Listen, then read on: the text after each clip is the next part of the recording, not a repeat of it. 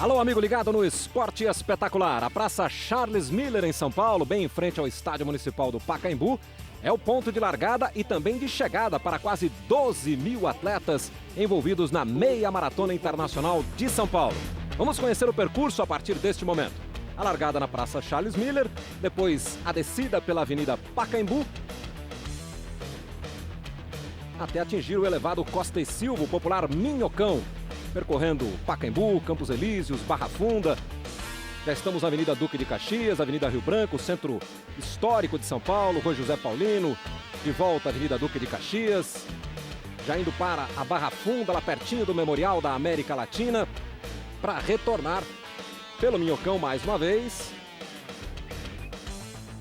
E outra vez a Avenida Pacaembu até cruzar a linha de chegada na Praça Charles Miller, 21 quilômetros e 97 metros de prova. Já estamos acompanhando a largada da prova feminina. Manhã, comecinho de manhã em São Paulo, com temperatura mais amena em relação ao calorão dos últimos dias na cidade de São Paulo. Os homens ainda no aquecimento. Quase 12 mil inscritos para a 6ª edição da Meia Maratona Internacional de São Paulo. E aí o momento da largada da prova masculina. Eles largaram 20 minutos depois das mulheres.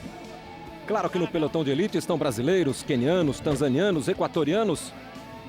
Mas, evidentemente que a grande massa de amadores é que faz a graça da prova, faz toda a festa da prova. Aliás, cada vez mais as provas de rua reúnem milhares de pessoas por todo o Brasil. Veja aí a massa de quase 12 mil pessoas, a grande maioria, evidentemente, amadores, correndo pela cidade de São Paulo. São quase 12 mil pessoas, muitos atletas amadores, o brasileiro cada vez mais pegando gosto pelas provas de rua. E beleza, é até um sósia do Ayrton Senna. Esse aí preferiu correr com a prancha de surf na mão. E no pelotão de elite, lá na frente, você vê de amarelo no centro da imagem o Marilson Gomes dos Santos, o principal fundista brasileiro. Estas são as meninas, a Passalha Chepcorir de branco, número 12. Essa de amarelo é a Cruz Nonata. Ao lado dela ali, a Érica Soares da Colômbia de branco. Marilson no Minhocão, elevado Costa e Silva, abrindo um pouco de frente, de vantagem para cima dos africanos.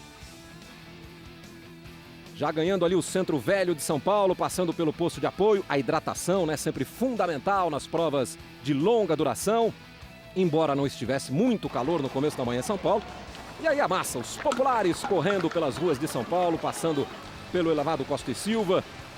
Aí os dois quenianos tentando a perseguição ao Marilson com a número 218. Ali nós vemos o Joseph Aperumoy. E o Marilson já preocupado, olhando para trás, preocupado com a aproximação. Lá na frente as mulheres com a Passalha Chepcorir. Vai ganhar de novo! Vai, Marilson!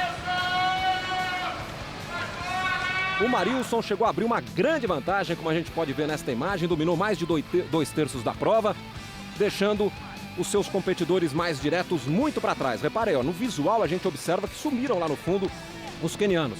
Ali atrás, a Sala São Paulo, uma das principais salas de concertos do país. Aí na liderança, a queniana Passalha Chepcorir. Vimos também a colombiana Érica Soares, a brasileira Cruz Nonata, as 3 primeiras. Mais uma vez uma imagem da Sala São Paulo, um prédio que foi inaugurado em 1938 em São Paulo. E o Marilson de amarelo, ele que foi o vencedor da prova do ano passado, inclusive estabelecendo a melhor marca para a prova, tinha uma grande vantagem sobre os dois quenianos. E o outro pelotão, né, já terceiro, quarto, quinto ali, se aproximando também deste bloco da frente. Marilson passando pela Praça Princesa Isabel, ali ao fundo, a estátua em homenagem a Duque de Caxias, um monumento de 1960, de Vitor Brecheret. E olha só, no Minhocão, já na volta do Minhocão, momento decisivo da prova, em que o queniano Joseph Aperumoy ultrapassa o Marilson no quilômetro 17 da prova. Portanto, faltavam ali 4 quilômetros para o final da prova, quando o queniano ultrapassou o Marilson, que nem ofereceu resistência. Já estamos vendo a chegada da prova feminina. A queniana Passalha Chepcorir fica com o primeiro lugar.